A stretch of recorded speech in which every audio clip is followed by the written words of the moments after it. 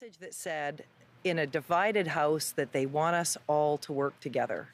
And that is what that's why we ensured that the throne speech reflected priorities from all parties and all members, because we want to make our legislature work. And I think that's what British Columbians asked us to do.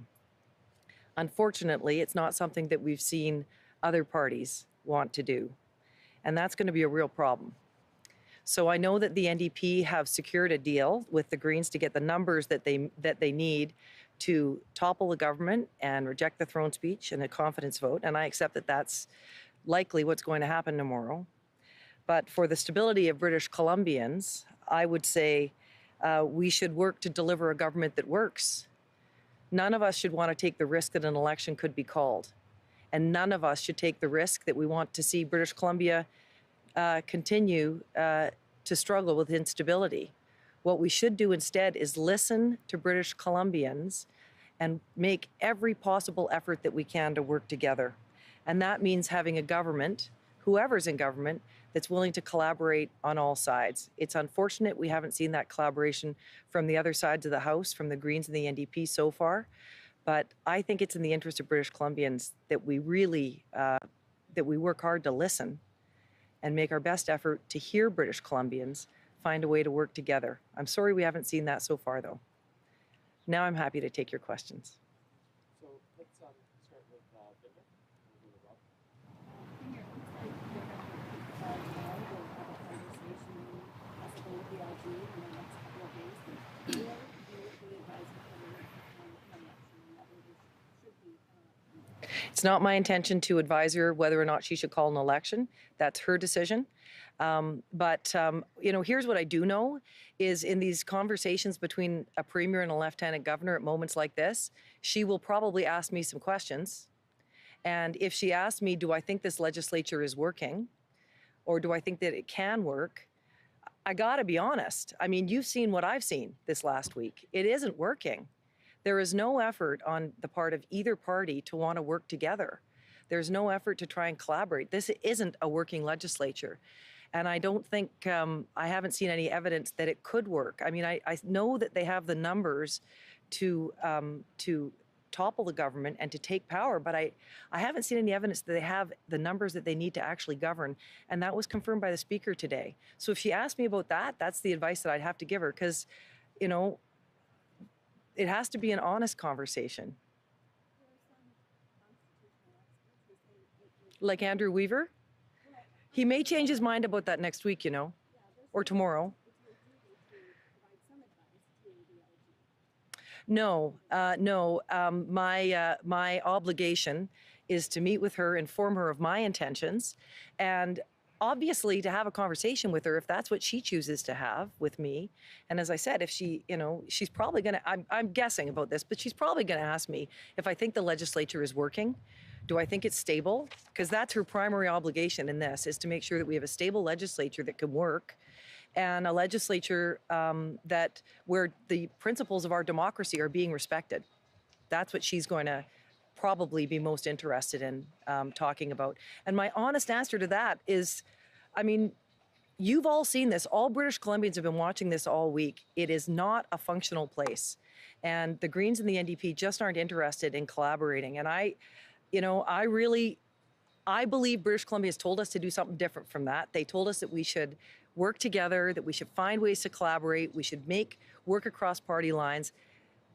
And that's what I've been trying to do, and those are the opportunities that we've presented. But both parties, after campaigning on trying to, have it's a comprehensive campaign finance reform, wouldn't even look at the bill when it was introduced. And that was a genuine effort to try and see if we could find a way to make the Parliament work. It hasn't been working, and I'm going to have to tell her that.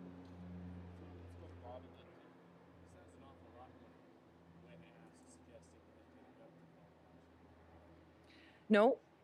I mean, it's how it's different is if she asked me to call, if she's constitutional experts, as Binder said, some of them have said what the Premier's job is to make a recommendation about whether or not there should be an election.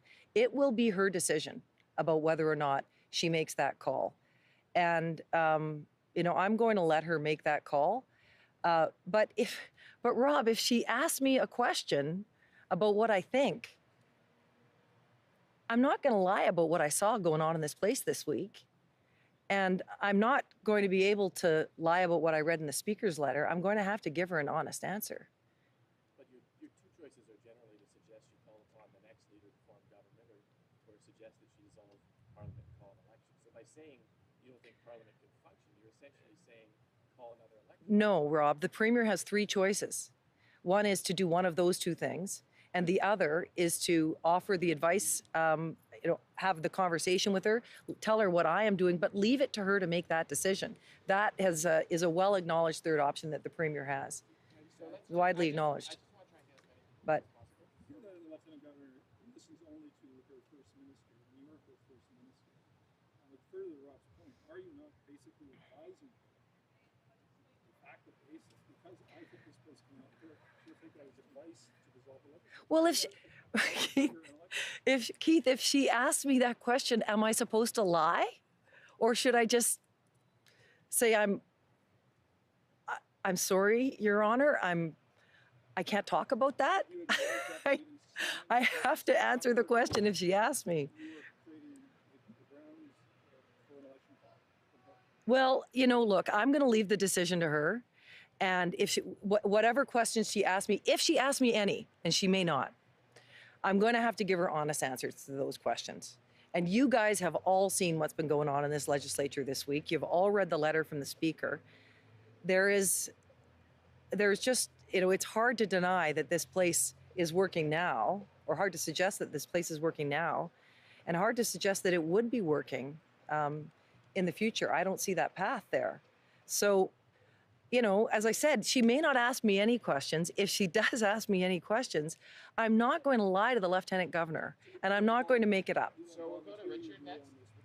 Pardon me? You won't volunteer your view that this place will not work with you. No, I'm going to answer the questions that she asked me, and I'm going to give her, I'm going to tell her what I really think.